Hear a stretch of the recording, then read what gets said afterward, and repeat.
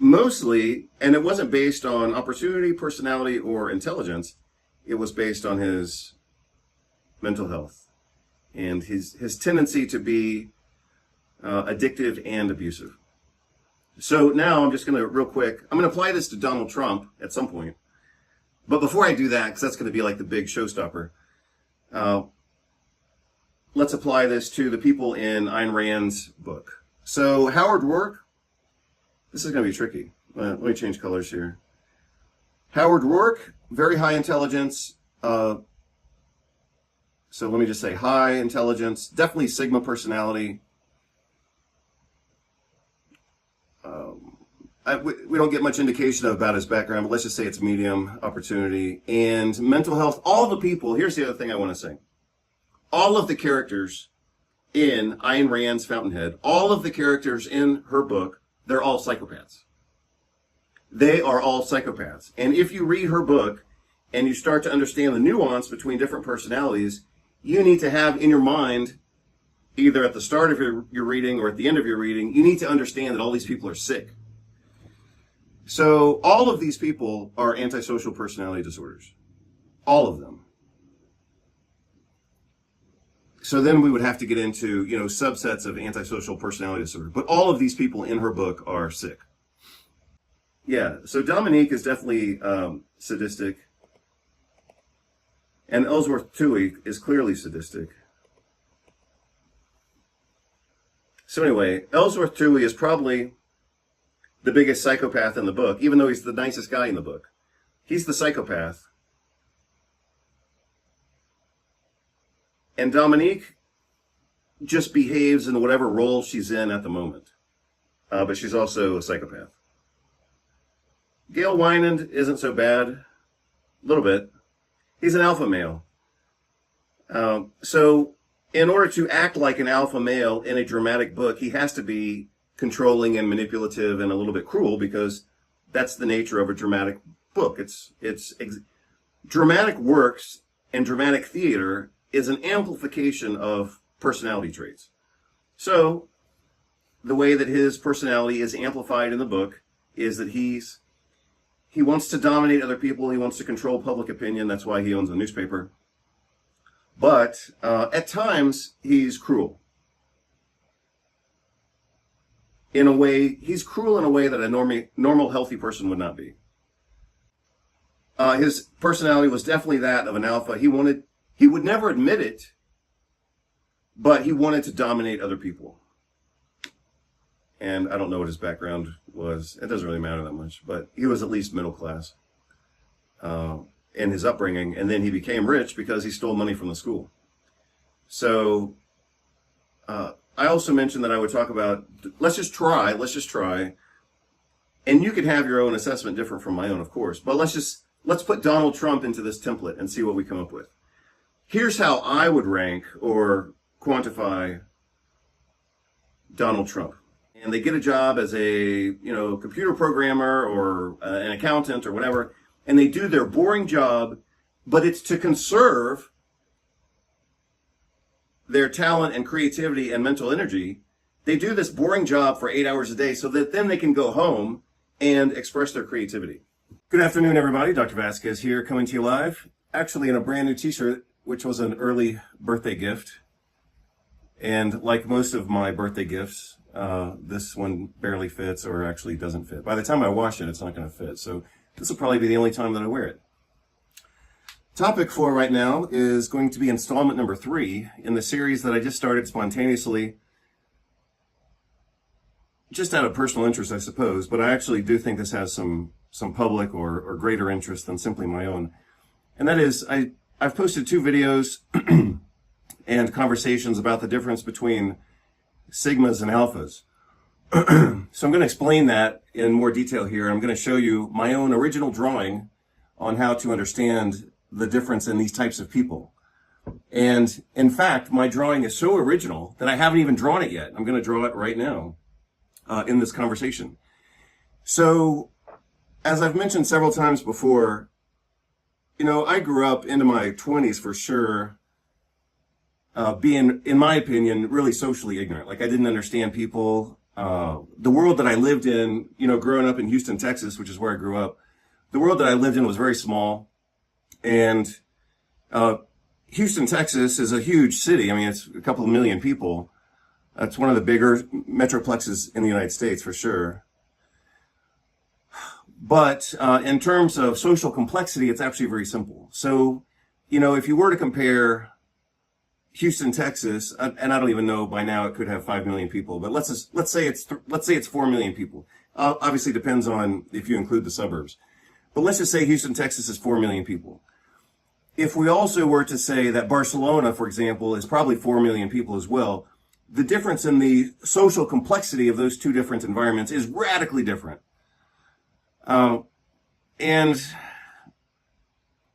I don't know what another example would be. I mean, even in the United States, if you compared the social complexity of Houston, Texas to the social complexity of Seattle, Washington, or Portland, Oregon, even there, it's an order of magnitude in difference. And then you could, of course, think about other cultures and other societies, like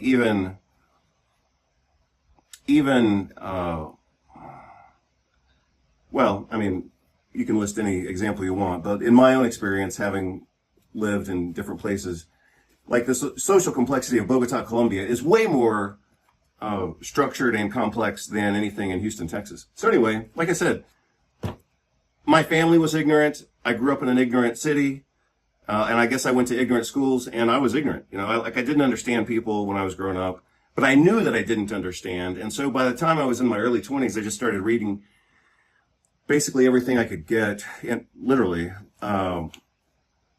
because as I've said before, like around that time, I also knew that the world was going to kick my ass unless I started figuring things out. So, again, in my early 20s, by that time, I had a good track record in school. I knew I was a good student. I knew I could learn a lot of stuff. And so I decided to start, and I literally said this to myself. I said, if I can figure things out really well in an academic environment, then I could probably, use that same ability to try to understand people. And so that's why I started reading books on philosophy, psychology, business, legal stuff, and every once in a while, a few novels, not too many novels, because I don't like I don't like fiction. But it's still, some fiction has its place. And to start connecting the dots, I'll give you two examples of fiction works that I've read. Thus Spoke Zarathustra is Nietzsche's only fiction work. It's basically kind of a fairy tale, or you could describe it in different ways. It's a fairy tale, or it's a rewriting of the Bible. You could also describe it as such, or a rewriting of other religions as well. So, but in any case, it is a work of fiction. So, is Zarathustra an alpha, a beta, a gamma, a delta, an epsilon, or a sigma? So, if you want to try to apply these concepts to patterns that we see in society, this was kind of a quick exercise on how to do that. Obviously, Zarathustra in this book, just like Nietzsche was, is obviously a sigma in many different ways. But I'm gonna break that down a bit more. And I'm going to break it down using a model that's in this book, which is King, Warrior, Magician, Lover. I've talked about this book a few times. But one of the ways that this entire conversation occurred to me, apparently this is my version of the book, because it's got my notes in it. I did buy a copy of this for my dad, and I'm sure he absolutely never read it. But this is obviously my highlighting and my... So if something's really good, I highlight it in yellow and then in orange and then I underline it in red. That means it's damn important. So I even drew pictures apparently. I read this book when I was like 27, and that was just a few years ago. But I am going to try to find, here's the model. Here's several versions of the model that they use. So in this book, they use a pyramidal or triangular way of understanding masculine psychology. So it becomes pyramidal, but it starts out, pyramidal, but it starts out as a triangle. And you can see those examples here. So I'm going to try to use a similar model in my description of alphas, betas, gammas, deltas, and epsilons. So that description may have originated, but was certainly popularized in Aldous Huxley's book, Brave New World, which hopefully you read in high school. If you didn't read it in high school, obviously you can still read it. It's still a worthwhile book. But let's see. Yeah, I read it in my 20s or something like that, or early 30s. I think I read it twice.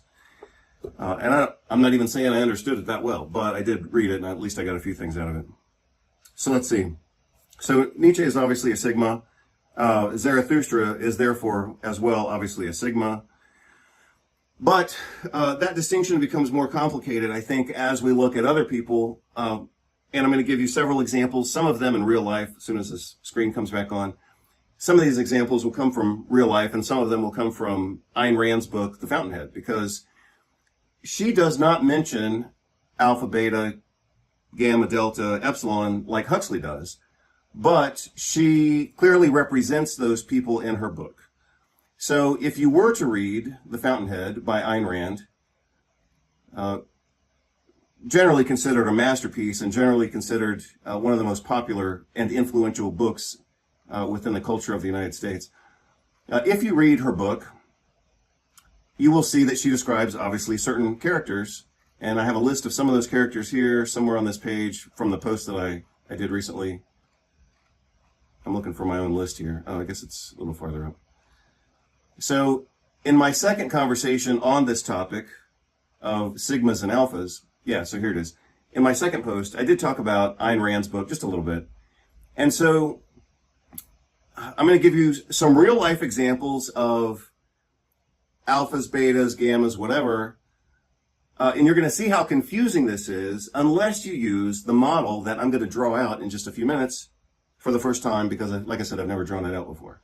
So let me just think of how I want to do this. Well, let me do it this way, because this will be the most confusing way that I can introduce this topic. Most of us have a simplistic view of some of this terminology for people who even use this terminology. And again, this is only one way to try to understand people. So people are actually, and obviously, pretty complicated, and the social situations that they grow up in are also complicated, and obviously those have an influence. So here's the clearest example I can provide you. Is Donald Trump a sigma, an alpha, a beta? I have to go back to the Brave New World listing. A gamma or a delta. So I guess I'll write this down. So according to Huxley, in Brave New World, he describes alphas, betas, gammas, deltas, and epsilons. In his model, we're just using his model as a way to introduce some of these topics. If you've read the book, then you would understand that alphas are considered like, in Huxley's book, alphas are considered like the best and the most intelligent. So let's just say that they're on top. I'm just going to describe it that way. Betas, the way that it's described in his book, which I included on the website in my discussion of this, he describes betas as people who don't work that hard. I would actually change that to probably say that's not the best way to describe them, because they are the workers. They are the worker bees. So alphas are like the bosses, betas are like the workers. And according to him, again, I'm not endorsing this, I'm just using it as a template to understand people.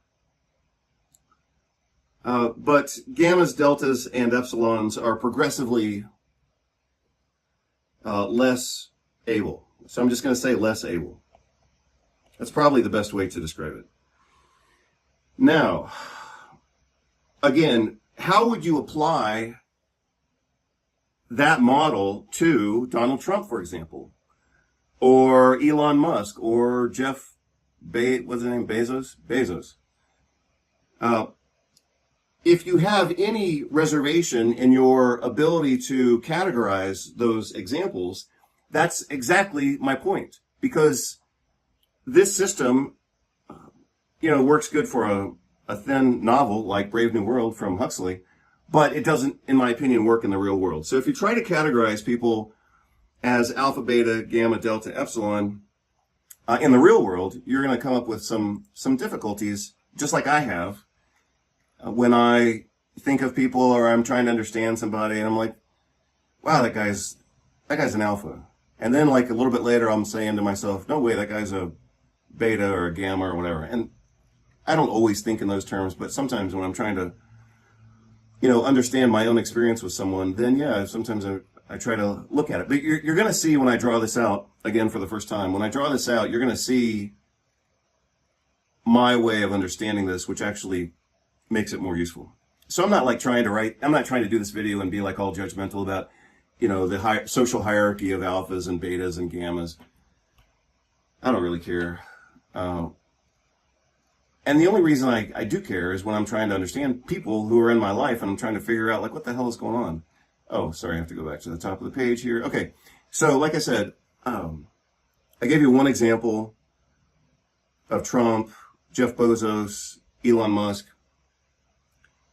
From a financial standpoint or a social hierarchy standpoint, you would say that all those guys are alphas. But that would be, in my opinion, wrong. That would be the wrong way to understand those guys. And I think you're going to see the clarity in this when I advance the conversation. So while I'm still on this section, let's go to Ayn Rand.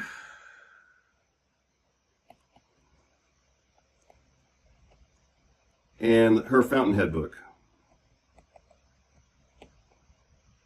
So we just went from Brave New World, where we got some of this language, and now we're going to the Fountainhead.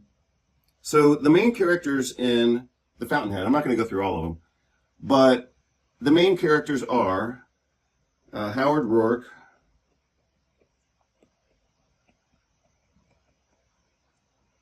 you either know the story or you don't, but I'm just giving you some examples here.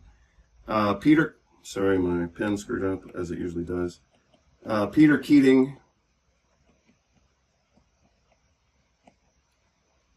Dominique Francone, she's the major female character in the novel.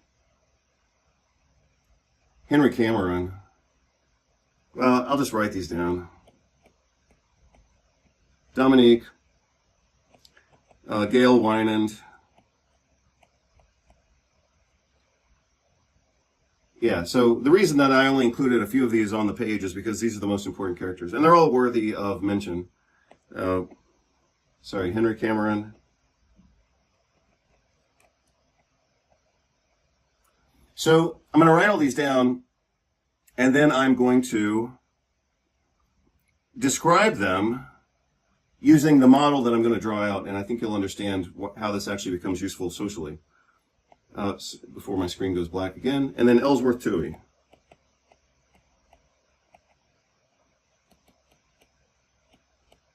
All right, so now I don't need this screen anymore, so I'm going to close it out just so it doesn't distract me. So, those are the main characters in the Fountainhead. Now,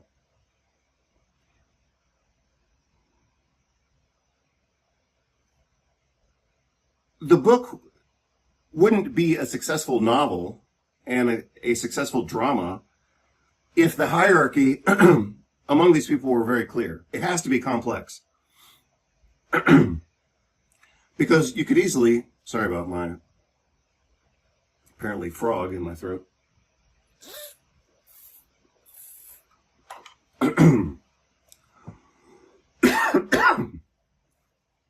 So, you could easily say, very simplistically, and that's why I think this is incorrect, but I also think this is what makes this a good conversation. You could easily say that all of these are alpha characters, and that would be correct. That's why they're in the book. That's why this is a big drama. If the distinction between these people were very clear, then the social hierarchy itself would also be very clear, and it wouldn't have been, a best-selling book for the past 50 years. So these are all alphas. But if they're all alphas, And if all alphas are the same, then why do we have this story of 750 pages? And so this is how I eventually came to understand that the complexity and dimensionality of personalities can't simply be categorized in the way that Huxley did it in Brave New World. So Huxley, again, used a very simple system, mostly based on intelligence. And he said alphas, betas, gammas, deltas, epsilons. But if we were to apply that to our understanding of people in the real world, or even people in a complex novel like Ayn Rand's Fountainhead, then it doesn't work. So that's why my brain was trying to figure this thing out, and that's why it went back to the image in this book, which is, like I already said, kind of a pyramidal shape. So I'm going to draw that out right now for the first time ever, and you're going to see it as I draw it out. So in my mind, this diagram, maybe I'll change colors, if this thing lets me change colors. Maybe not. I think I will. So, in my mind, this thing looks more like this. Kind of like a diamond is the way that I've started to understand this. And I've started to understand the Huxleyan alpha, beta, gamma, delta, epsilon. I've started to understand that in a more nuanced way, if I may say so. So, and I think you're going to see how this is helpful in understanding people. Let me just think for a moment. So I think that the way that I can subdivide this is, sure, we can do what Huxley did, and we can start with intelligence. But that's obviously not the only factor at play. And obviously we have different types of intelligence. For better or for worse. I think a better way of understanding, like especially the distinction between alphas and sigmas and betas, isn't simply to look at that in terms, like Huxley did, isn't simply to look at those categories in terms of intelligence, but also in terms of personality.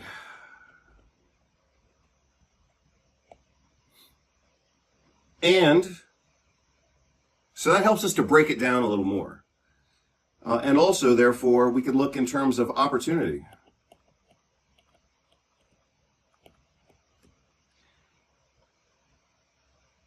And the fourth component, I would very clearly have to say that this includes mental health, which is a nice way of saying what I really want to say, which is psychopathy. So, not all alphas, for example, are the same, and not all sigmas are the same, and not all betas are the same. Oh, so in addition to saying personality, I also want to say preference. Preference.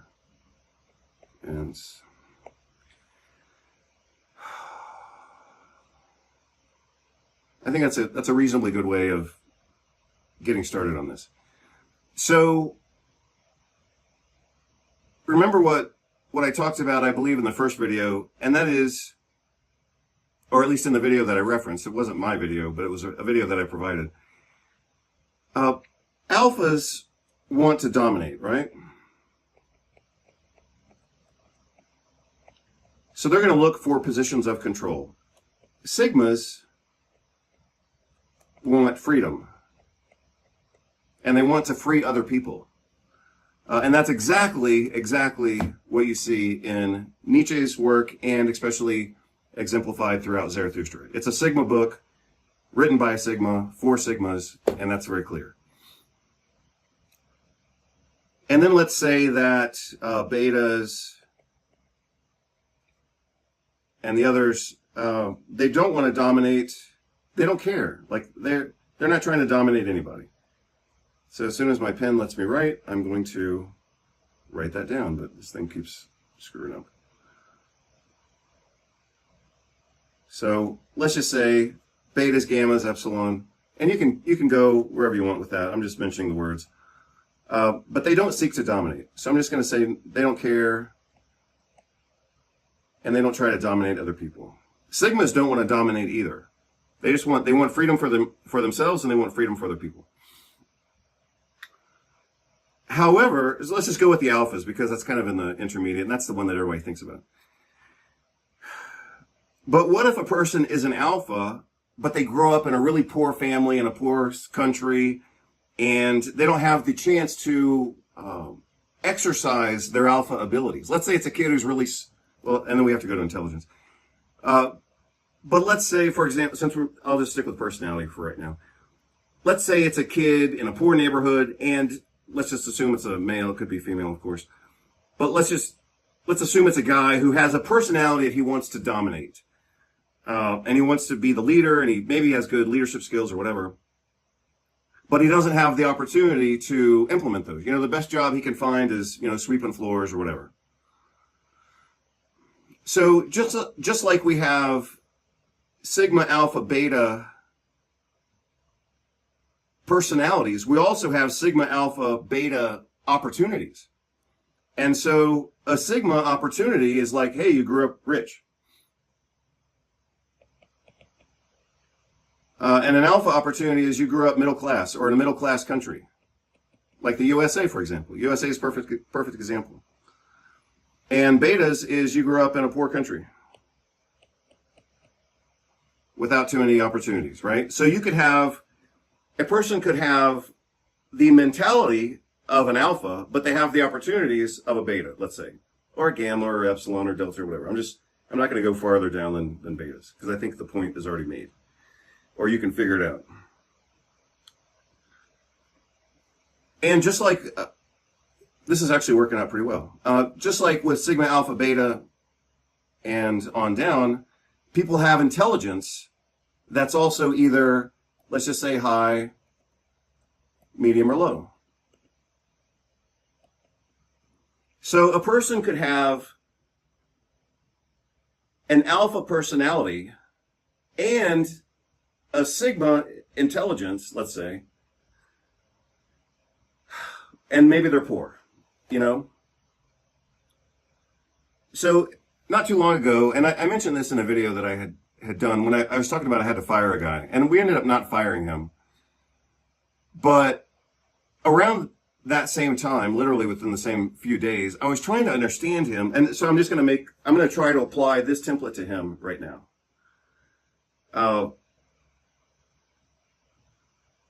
I guess we could also say that mental health is either high, medium, or low.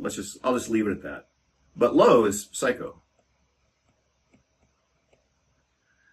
So the other day, I'm just doing this obviously spontaneously because I had to understand. One guy we did fire, and maybe I'll apply him to this template as well. So I guess maybe I'll change colors. We'll go to green. And I'm gonna apply this template to the guy that I thought I was gonna fire, and then we didn't fire him. So in terms of intelligence, I would say, based on working with this guy for 8 months now and seeing him every day, including weekends, I would say that this guy is at least medium, if not high intelligence. So I'm gonna say he's somewhere here. In terms of opportunity, like social opportunity, he started very poor. Excuse me. And in terms of personality, he's somewhere between, well, he's actually all of those. That's the weird thing about him, is that sometimes he acts like a sigma, sometimes he acts like an alpha. Like if he gets the chance to be someone else's boss, then you're damn right, he wants that opportunity. But on the other hand, he doesn't have a drive to be someone else's boss. In fact, he doesn't want to be someone else's boss. But when he's in the position to be someone else's boss, he overdoes it a little bit. And in terms of mental health, I think the guy is quite healthy. I've never gotten any indication otherwise from him. And his life is complicated. He's got 5 kids. He has to take care of his mom. But this is an example of how complex this analysis can be when you're trying to understand someone, just like I was trying to understand him. And I was trying to, let's go with the other guy, the guy that we did fire. So this guy I didn't fire. And I didn't fire him because he's intelligent, and he's a very hard worker, and he's mentally healthy. And he's therefore honest. Like, we've never had a problem with this guy. So I didn't fire him. The other guy that we did fire is also high to medium intelligence. So let me change colors. He's also high to medium intelligence. Oh, he's not a Sigma. He's not looking for his own freedom necessarily. He's not trying to dominate other people. He just wants to do his job. And so I put him in the beta category just on personality. That's not a hierarchy. It's just a personality description. Like, intelligence is kind of that is numerically hierarchical, we could say. Or you could say it's hierarchical. I mean, the stupid IQ tests, I hate those things, even though I have taken some of them. But they clearly don't accurately quantify a person's abilities because they only measure one type of intelligence, usually. Like the standardized IQ test, which, like I said, I have taken it. And it was one of the more memorable experiences in my life. I mean, I do really good on tests typically anyway, but whatever. Those tests, any standardized test is only going to measure a single range of human ability. And so whatever, going back to this guy, he's medium to high intelligence, I would say. He definitely has a beta personality. He just wants to do his job and go home.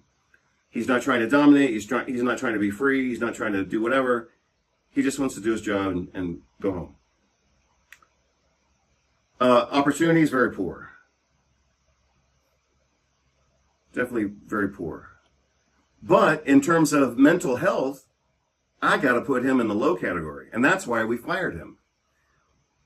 Is he smart? Yeah, he's smart. Is he a good worker? Yeah, he's a great worker because he has kind of a beta personality. But mental health isn't working for him, and it's not working for his family either. He's either a complete alcoholic, which I don't actually think that he is, or he's a binge alcoholic, which he definitely is. I mean, this guy gets so drunk that he can barely get out of his own car and sometimes he falls down getting out of his car. I mean, that's pretty bad, according to what I've heard from his wife. So that's why he's not with us anymore. He did some things that were dishonest. We've got some conflicts about his personality, and that's why after 2 years we got rid of him.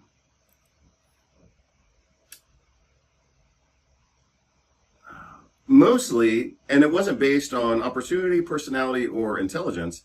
It was based on his mental health and his tendency to be addictive and abusive. So now I'm just going to, real quick, I'm going to apply this to Donald Trump at some point. But before I do that, because that's going to be like the big showstopper, let's apply this to the people in Ayn Rand's book. So Howard Roark, this is going to be tricky. Let me change colors here. Howard Roark, very high intelligence. So let me just say high intelligence, definitely Sigma personality. We don't get much indication about his background, but let's just say it's medium opportunity. And mental health, all the people, here's the other thing I want to say. All of the characters in Ayn Rand's Fountainhead, all of the characters in her book, they're all psychopaths. They are all psychopaths. And if you read her book and you start to understand the nuance between different personalities, you need to have in your mind, either at the start of your reading or at the end of your reading, you need to understand that all these people are sick. So all of these people are antisocial personality disorders. All of them. So then we would have to get into, subsets of antisocial personality disorder. But all of these people in her book are sick. Peter Keating, on the other hand, he has an alpha personality because he wants to dominate other people. Howard Roark doesn't want to dominate anybody. Peter Keating wants to dominate. What makes Howard Roark kind of fit into the alpha category is his intellectual ability. So and I indicated that here with high intelligence. But his personality is he just wants to do his own thing, and he wants everybody to leave him the hell alone. So he's a Sigma. Peter Keating doesn't have a life and doesn't have a personality other than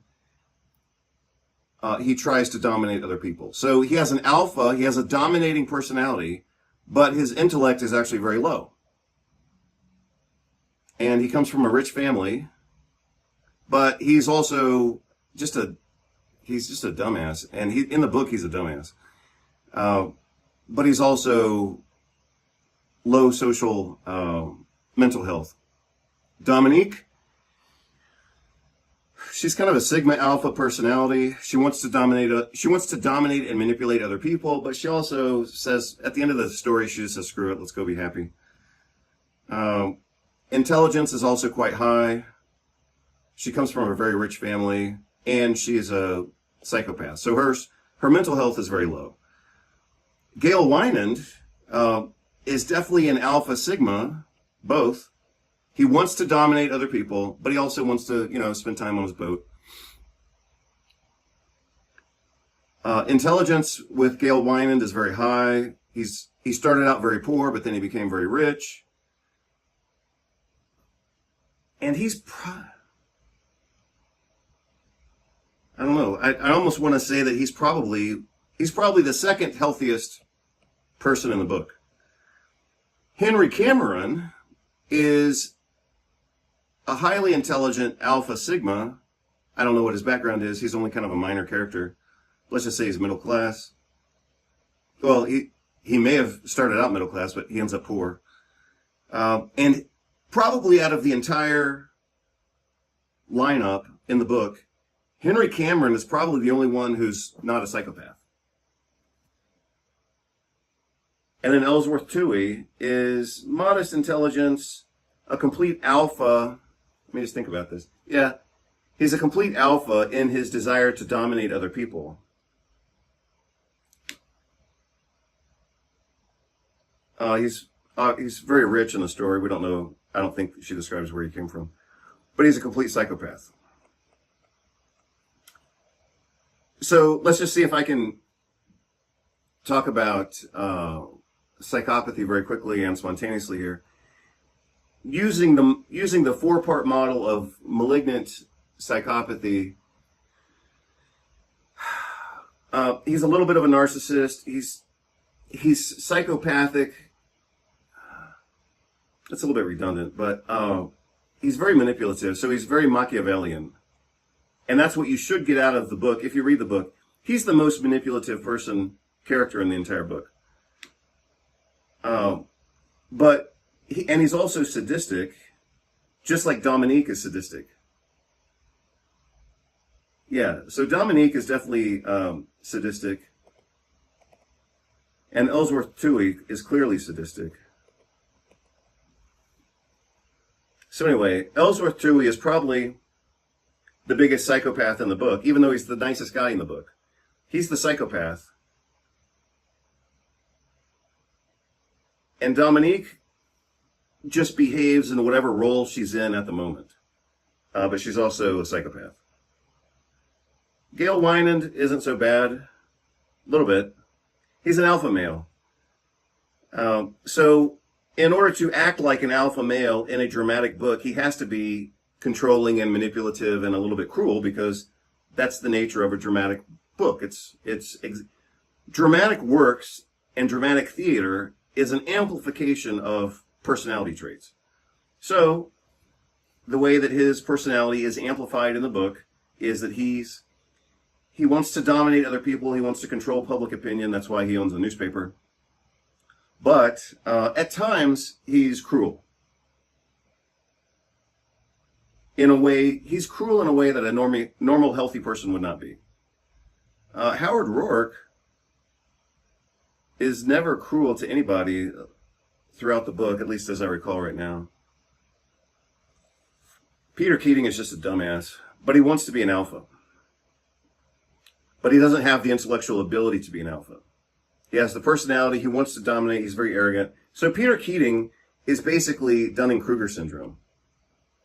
So he is incompetent and unaware of his incompetence. So I'll leave it at that. You can obviously read the book if you want, but that book helps exemplify the need for a more nuanced understanding, because you could look at all of these characters in terms of their social standing, and you would say they're all alphas. Yeah, that's true. They're all at the top of the social pyramid. But if you look at them in a more nuanced way, not simply on their location within the societal hierarchy, but also in terms of intelligence, personality, opportunity, like I did here, and mental health, then I think that gives a different and more nuanced perspective.